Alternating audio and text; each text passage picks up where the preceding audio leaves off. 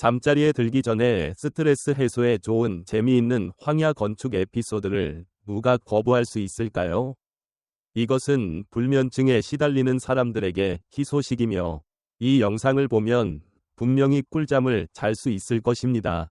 자, 배터리 70% 정도 남은 휴대폰을 들고 가장 편안한 자세로 누워서 이 스트레스 해소 과정을 함께 지켜봅시다. 2년 6개월 전 마틴은 시베리아 숲에 트리하우스를 지었습니다. 하지만 천둥번개나 극한 환경을 고려할 때 높은 곳에서 생활하는 것은 매우 위험했습니다. 그래서 마틴은 절반 정도 땅에 묻히는 지하 목조 주택을 짓기로 결정했습니다. 그렇게 하면 더 많은 선택지가 생길 것이었습니다. 그는 즉시 목조 주택의 스케치 도면을 그렸습니다. 이 작업을 마친 후 마틴은 바로 짐을 끌고 출발했습니다. 시베리아 숲은 그 당시 얼어붙은 설원이었지만 새로운 집을 짓겠다는 마틴의 결심을 전혀 흔들리지 못했습니다. 결국 2시간 동안 눈 덮인 길을 헤치고 나간 끝에 마틴은 적합한 장소를 찾았습니다. 하지만 본격적인 공사를 시작하기 전에 먼저 캠프를 설치해야 했습니다. 피난처를 짓는 것은 긴 과정이었고 이런 얼음과 눈 속에서는 필요한 장비를 하나도 빼놓을 수 없었습니다. 모든 준비 작업이 끝나자 마틴은 공식적으로 건축 단계에 돌입했습니다. 먼저 기초의 대략적인 크기를 계획한 후 삽을 들고 땅을 파기 시작했습니다. 겨울에는 땅이 얼어붙기 때문에 혼자 파는 것은 매우 힘들었습니다. 이를 위해 마틴은 절친한 친구 톰을 불러 도움을 요청했습니다. 이제 작업 효율은 2배로 높아졌습니다. 원정대 일정이 이틀 안에 기초 작업을 완료할 예정이었지만 그날 밤에 이미 진행 상황을 완료했습니다.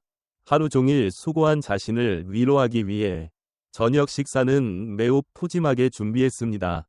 배불리 먹은 후 그는 오늘 일찍 쉬고 내일 작업을 위해 충분한 에너지를 비축하기로 했습니다. 다음 날 아침 잠에서 깨어나자 숲은 여전히 뼈 시리게 차가운 바람이 불고 있었고 기온은 몇십 도 더 떨어졌습니다. 이때 구덩이는 이미 얼어붙어 다음 작업을 진행하기 어려웠습니다. 이 문제를 해결하기 위해 마틴은 마른 장작 몇 개를 더 패서 구덩이 안에 불을 지폈습니다.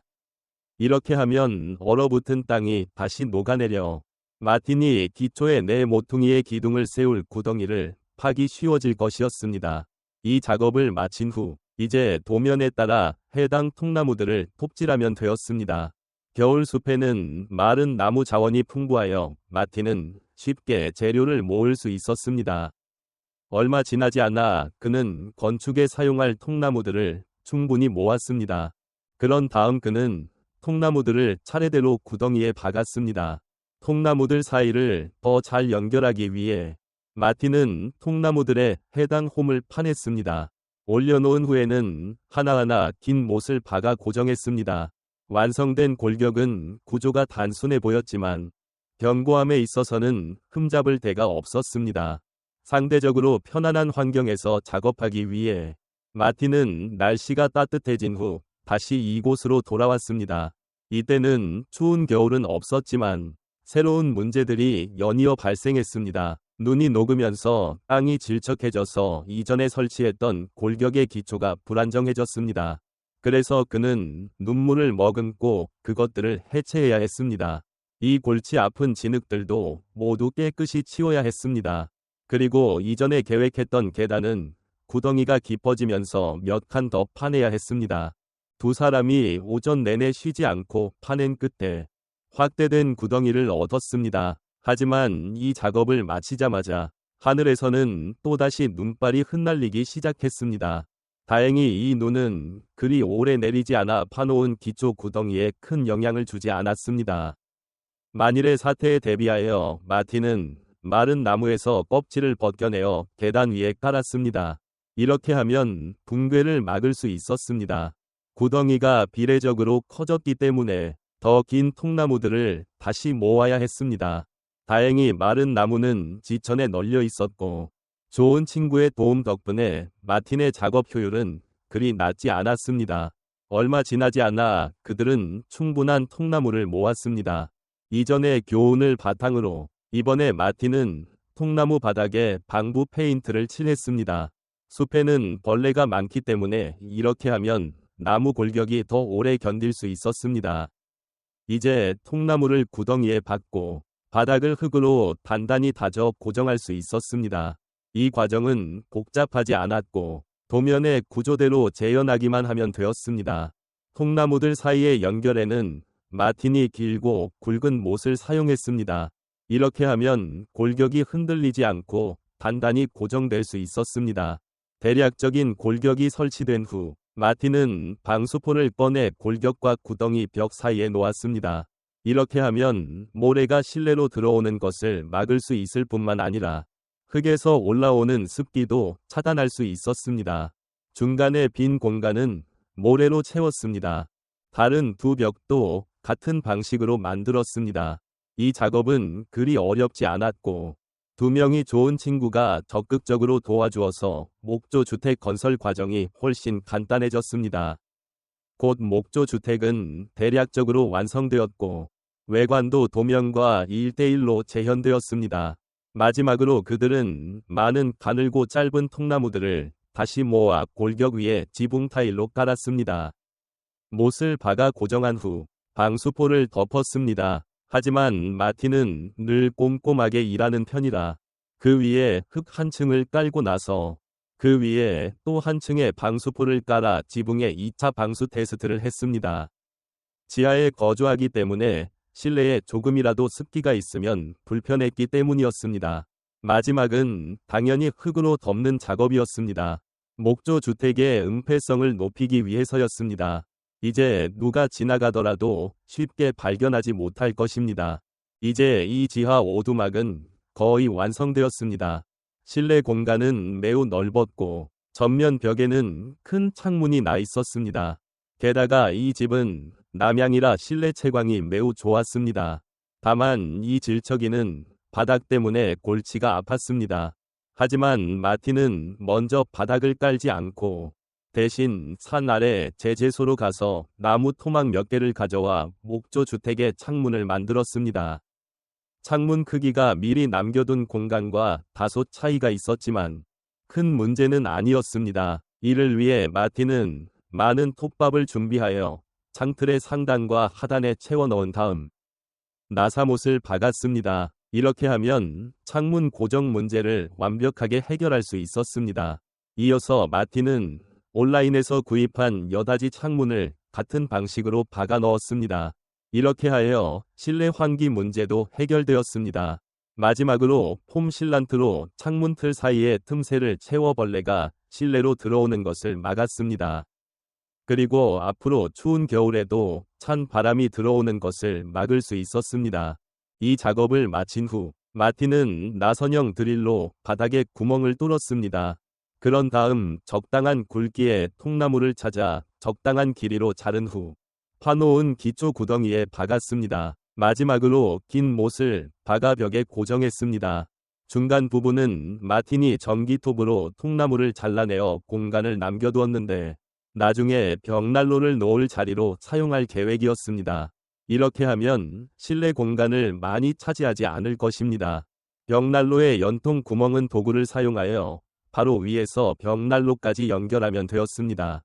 이 작업을 마친 후 마틴은 친구와 함께 벽난로를 목조 주택으로 옮겼습니다. 그런 다음 위쪽에 연통을 꽂아 벽난로와 연결했습니다. 그리고 그가 다음에 할 일은 바닥을 까는 것이었습니다. 바닥은 모두 모래라서 바닥에 깔 나무들은 방부 페인트를 칠해야 했습니다.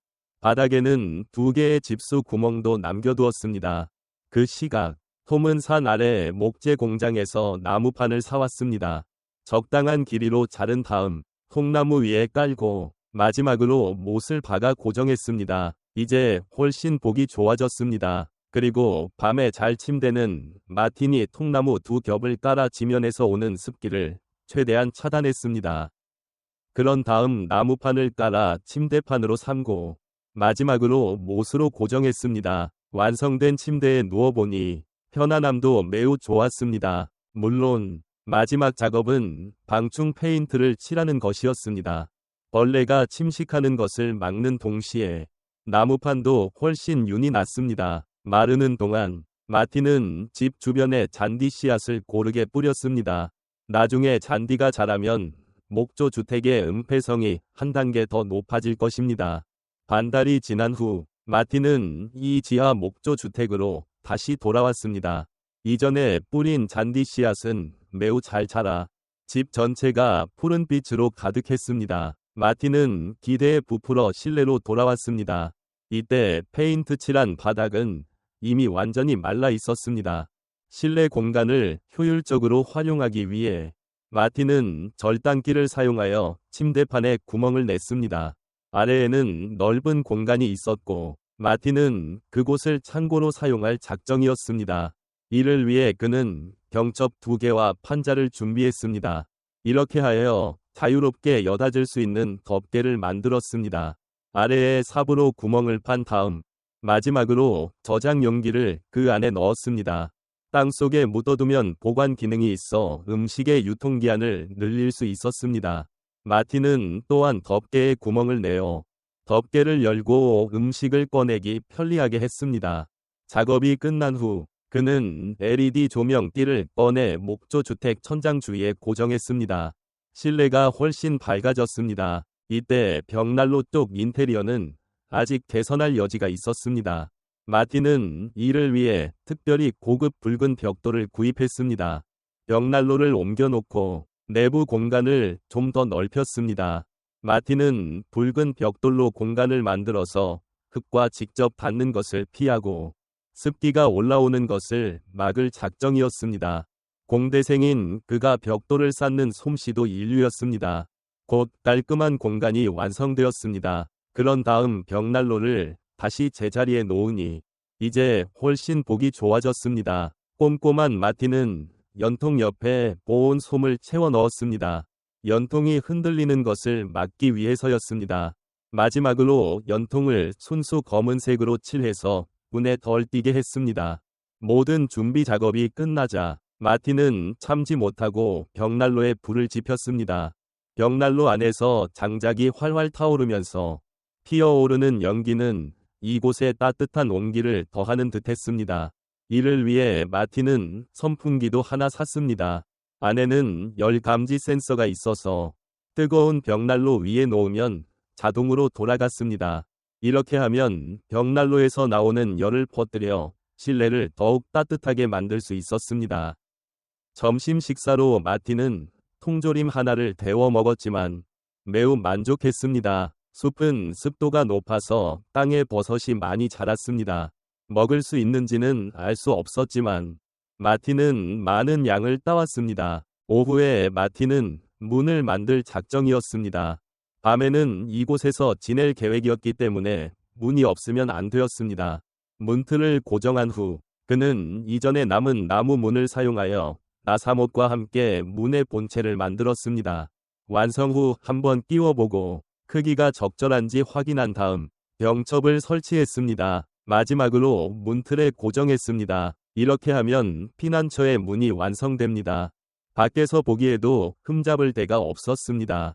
이때 날씨는 점차 어두워지고 있었지만 이런 비 덕분에 마틴의 나무 오두막은 더욱 아늑해 보였습니다.